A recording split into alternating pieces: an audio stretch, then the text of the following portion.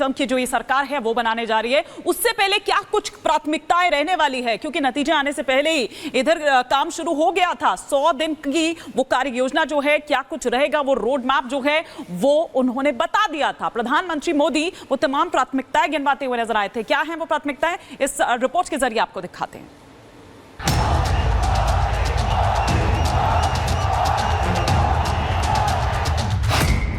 99 पर अटके कांग्रेसी खुश हैं।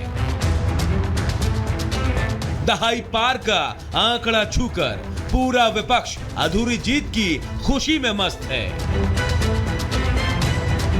देश के तमाम विपक्षी नेता मिलकर भी बीजेपी को शिकस्त नहीं दे पाए, लेकिन हार को जीत बताने में पूरा विपक्षी खेमा व्यस्त है।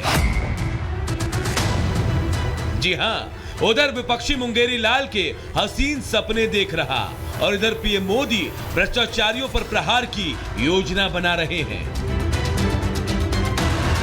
पीएम मोदी ने ऐलान कर दिया है कि मोदी 3.0 की सरकार में अब की बार भ्रष्टाचारियों पर वार। करप्शन के खिलाफ लड़ाई दिनों दिन कठिन हो रही है। राजनीतिक स्वार्थ के लिए जब करप्शन का महिमा मंडन शुरू हो जाए और इसमें निर्लज्जता की सारी हदें पार हो जाए, तब करप्शन को बहुत ताकत मिल जाती है। इसलिए तीसरे कार्यकाल में एनडीए सरकार का बहुत ज्यादा जोर हर तरह के करप्शन को जड़ से उखाड़ फेंकने का होगा। प्रधानमंत्री मोदी ने यूं तो विरोधियों को लोकसभा चुनाव से पहले ही स्पष्ट कर दिया था कि वो अपने तीसरे कार्यकाल की रूपरेखा तैयार करने में जुट चुके हैं और तीसरे कार्यकाल में उनकी सबसे बड़ी प्राथमिकता देश के भ्रष्टाचारियों को सबक सिखाना होगा। लेकिन जब मंगलवार को जीत के आशीर्वाद के साथ पीएम पहली बार जनता के सामने आए तो उन्होंने दोबारा यह कहकर भ्रष्टाचारियों के होश उड़ा दिए कि इस बार उनका पहला प्रहार भ्रष्टाचारियों के खिलाफ ही होगा। जाहिर है मुसीबत विपक्ष के उन नेताओं की बढ़ने वाली है जो भ्रष्टाचार के आरोपों में आकंठ डूबे हैं और इस वक्त अपनी अधूरी जीत की खुशी में लहालोट हो रहे हैं। भ्रष्टाचार के आरोपी नंबर 1 अरविंद केजरीवाल, सीएम दिल्ली, कथित शराब कांड के मुख्य आरोपी, 1100 करोड़ के भ्रष्टाचार का आरोप, फिलहाल तिहाड़ जेल में बंद है।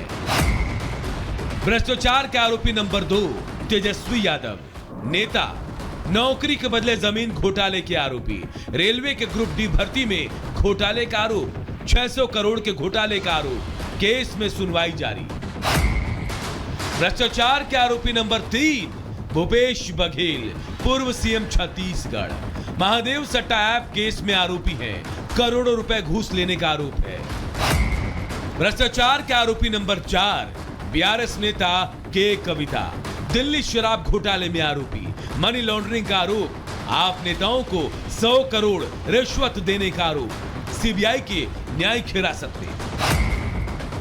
भ्रष्टाचार के आरोपी नंबर 5 हेमंत सोरेन, पूर्व सीएम झारखंड, अवैध खनन, भूखंड घोटाले का आरोप, सरकारी जमीन हड़पने का आरोप, फिलहाल जेल में बंद।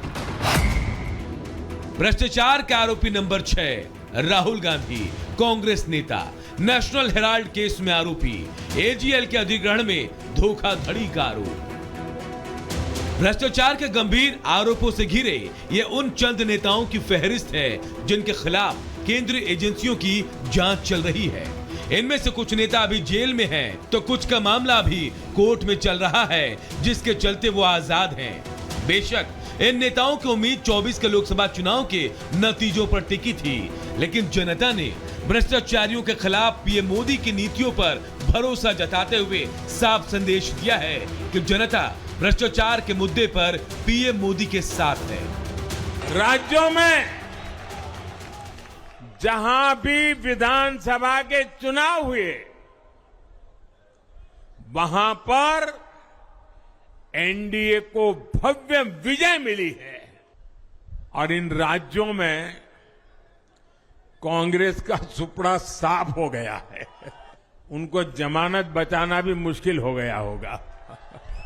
10 साल के बाद लगातार तीसरी बार जनता जनार्दन का प्यार, उनका आशीर्वाद हमारा हौसला बढ़ाता है।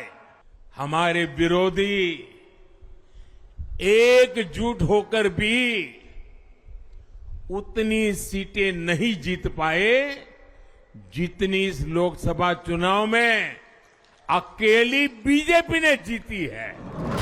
बहरहाल रिकॉर्ड जीत के साथ मोदी जीत की हैट्रिक लगा चुके हैं। उनकी जीत के मायने विपक्ष भले ही अपनी सहूलियत के हिसाब से कुछ भी लगा ले, लेकिन इतना तय है कि इस बार मोदी भ्रष्टाचारियों पर काल बनकर टूटने वाले हैं। Bureau report, Republic Bharat.